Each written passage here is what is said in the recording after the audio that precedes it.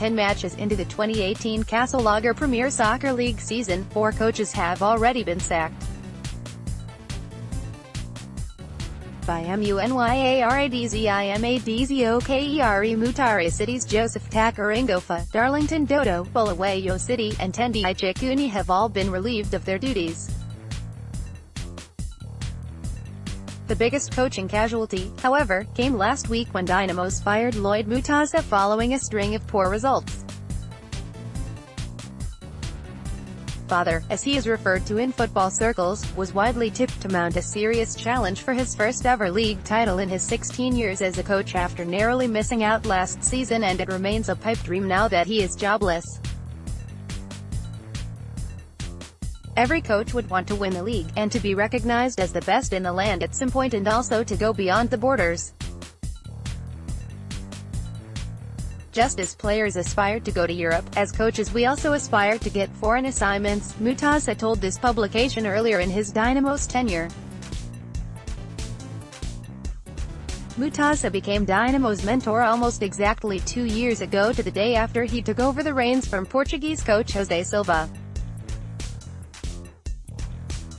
After an awful start to the season, Dynamos finally decided to wield the axe on Mutasa last Tuesday, May 8, reassigning him to the role of technical director while assistant coach Biggie Zeus is now the interim coach. Interestingly, Mutasa was confirmed as Dynamos coach on May 11, 2017 in similar fashion, replacing Silva, for whom he was assistant coach amid accusations from his predecessor that he had sabotaged him. As long as Dynamos are coached by Mutasa and his blunt backroom staff, I tell you for sure that they will be relegated this year, 2016.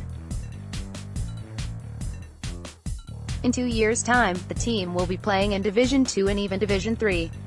That guy, Mutasa, belongs to the old-school football type.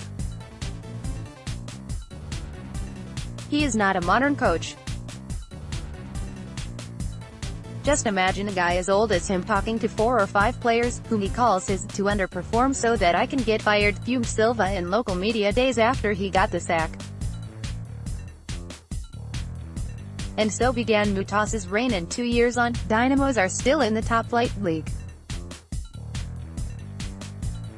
In fact, they almost won the league title last year, taking the race right down to the wire before losing out to eventual champions FC Platinum.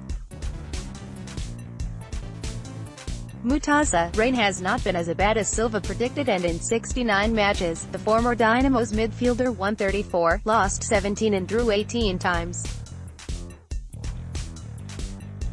But after earning the pre-season favorites tag for the Harare club, the Dynamos season failed to get going, managing just 9 points in 10 matches. But what could have happened to Mutasa in a year it seemed he was better resourced to finally reach the promised land?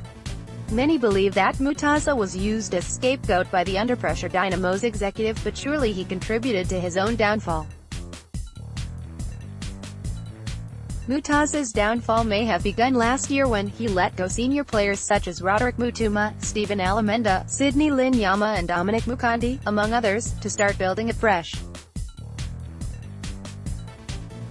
After conducting trials to pick his squad, Mutasa miraculously managed to guide the team to a runners-up place and could have possibly won the title had he managed to handle players such Denver Makamba and Lincoln Zavisia during the title run-in.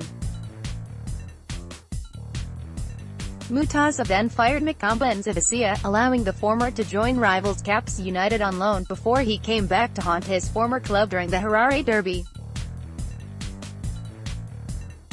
Without Makamba, Mutasa's Dynamos lacked somebody with the character to carry the team when the Chaps were down, which has been the case since the start of the season.